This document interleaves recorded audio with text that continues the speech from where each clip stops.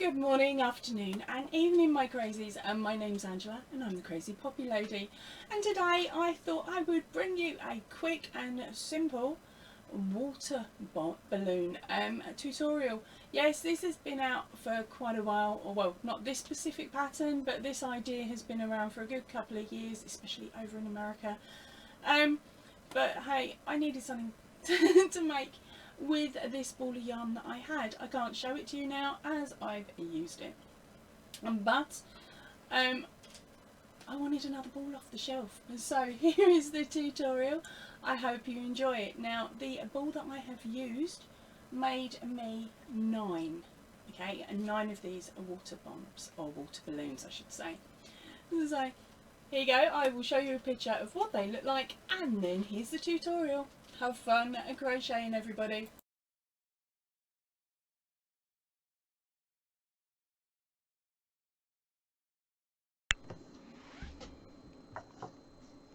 Right, so here we go. Here are my cute little water balloons. These are ideal, as I said. So, and let me show you what you're going to need to make yourself a set of these. Let's put them to one side. Now, for this, I have used this yarn here, and as you can see, I've still got quite a bit left. Now, this is the Sabibi, or CCBB.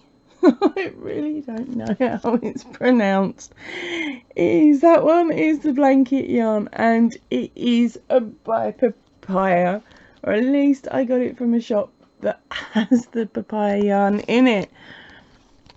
Right, it is 150 grams, or 100 and, oh, was it? Hence, I've got my glasses on.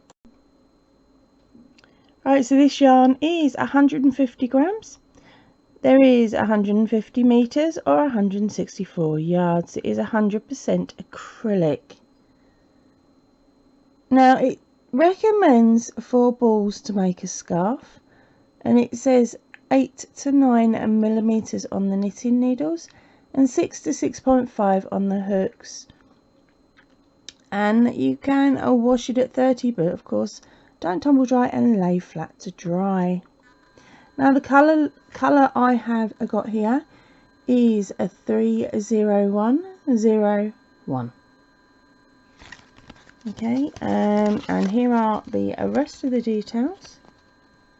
It is, of course, made in Turkey.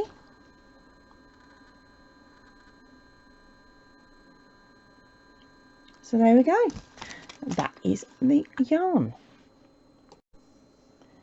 So you are going to need your yarn. You are going to need a decent size hook. The band calls for a 6 to 6.5 on a crochet hook, which is a J hook. Now, in my favourite hooks, I only have up to a J hook, so that's what I'm going to be using. So you need your crochet hook and a pair of scissors. Yes, you can use a darning needle, or you can work it in as you go, or you can hide it with a smaller hook. We are not going to need any stuffing on this one.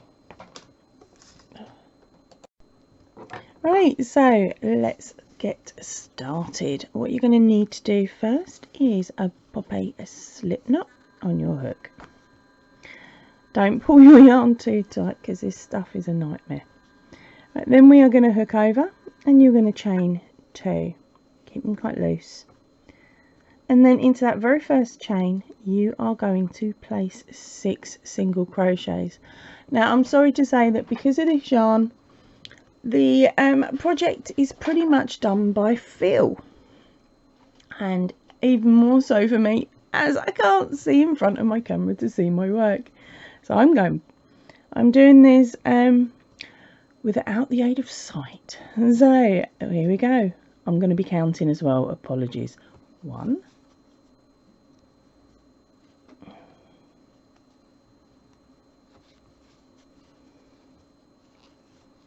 2,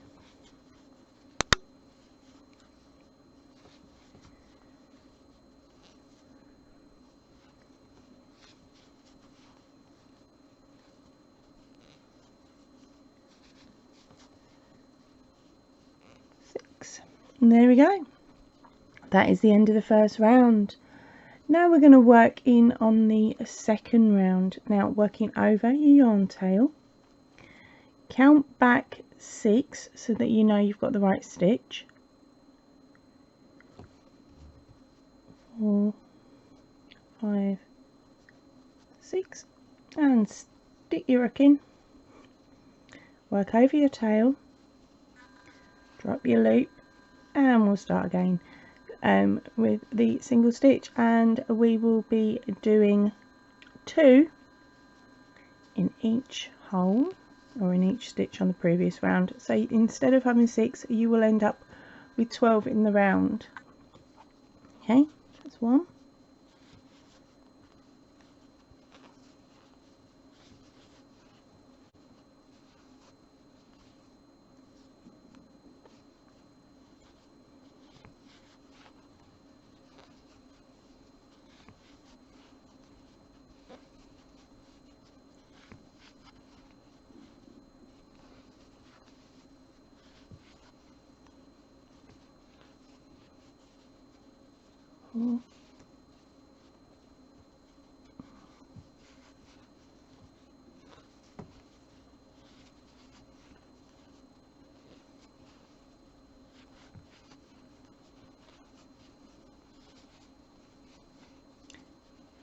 So there we go. That is the end of round 1. Now this is where I do suggest that you grab a small amount of yarn in a different colour so that you can see it. And what we're going to do is we're just going to hold that around that loop there, and just to mark out the row. Right, now for row 2. For this one we are going to stitch in the first and increase in the second stitch, and we're going to repeat that all the way around for a count of 6.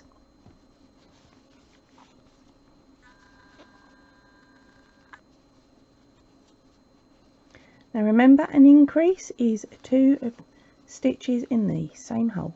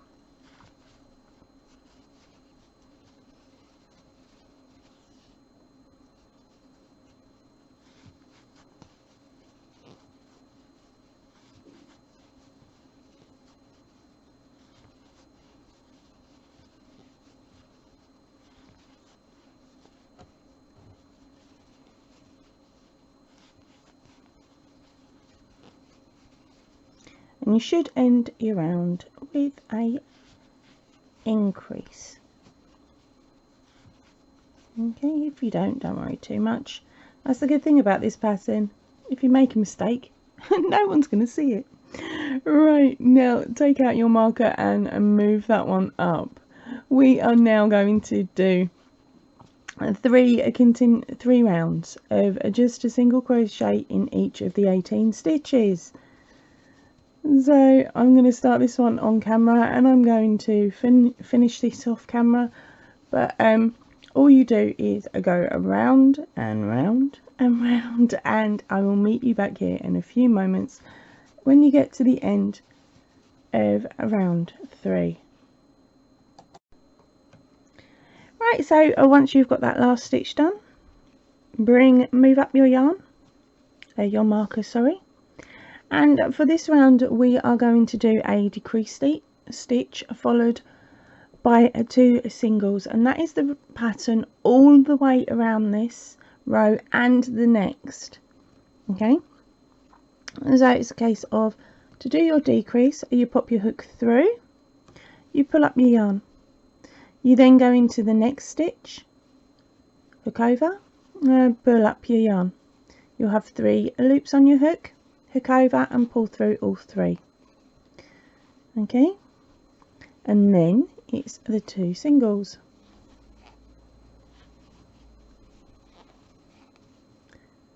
Now the decrease. So again, that is pulling up a loop over the next 2 stitches. There we go, pulling up a loop over the next 2 stitches, hooking over, pull through all 3. Single in the next 2.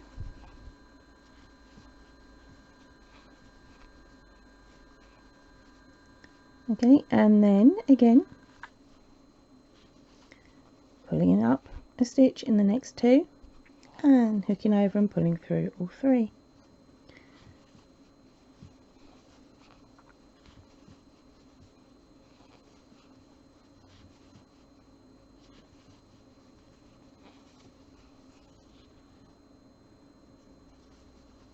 Right, I'm going to carry on with this section off camera, and don't worry about what stitch you end up with at the end of the first round, just keep going. Okay, because as I said, no one's going to see any mistakes or anything because you can't see the stitches that well, so don't worry too much. Right, I will meet you back here at the end of the second round of decreases. Right, so now we're on to row 8. You can get rid of your marker at this point because you are going to be able to see what you are doing and where you're joining to. Right, so at this point we are now going to chain up 1. We are going to be working 2 double crochets into each stitch until that very last stitch, okay, because there's something a little bit different on that last stitch. So here we go.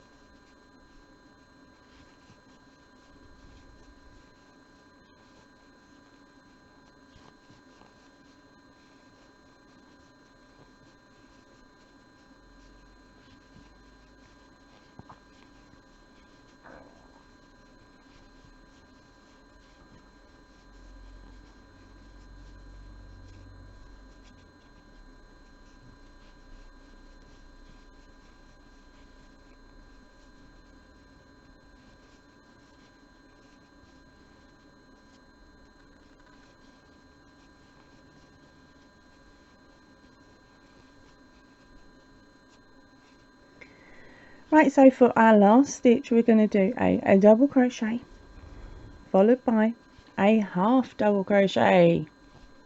There was a trick. And then we are going to slip stitch into the top of the very first double crochet at the beginning of this round. Hook over and pull up a decent amount of this yarn because you're going to use it to wrap and stuff, and cut off. Right, so then scooch your knot down, and this is where I grab a smaller hook. And what I'm going to do is turn my work so I'm looking at the inside. I'm going to just weave, I've got to find a pink bit, and I'm just going to weave my hook through, okay, and then pull through the yarn. That just brings it down to where you're going to want it, because you're going to want it at the bottom of where these chain twos sit. Okay, so once you've done that, we're now going to weave our hook through, pull up our yarn, or should I say pull through our yarn, and we are going to weave in and out of these chain 2 spots all the way around. So it should be able to show you a little bit better now because I've moved on to the green.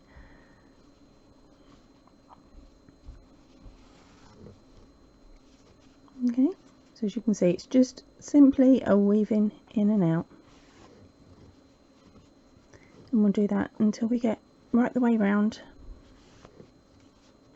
which to be honest doesn't take a great deal of time, as you can see.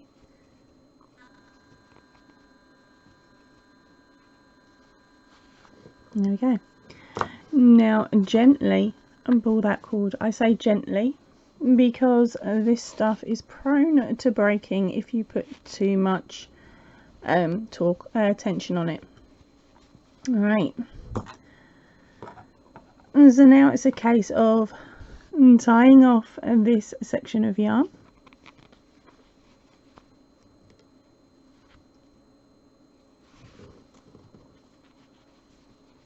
Okay, and then we are going to run it around the gap that's been made there, so it makes it look like it's been tied a little bit more. Run it around a few times. Okay,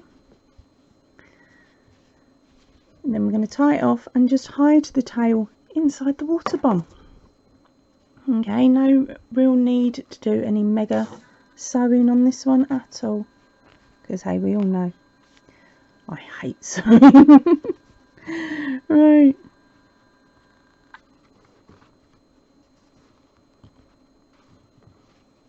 there we go. You can of course add a bow here if you wished, but to be honest I don't see the point in putting any major decorations on these because the kids are just going to be chucking them at each other, so it's one less thing for to get caught on, or any yuck to get caught on, isn't it? Then it's just a case of manoeuvring that tail inside your water bomb. See, and because of the type of yarn that we've used, there is absolutely no need for any stuffing in any way, shape or form. So there we go.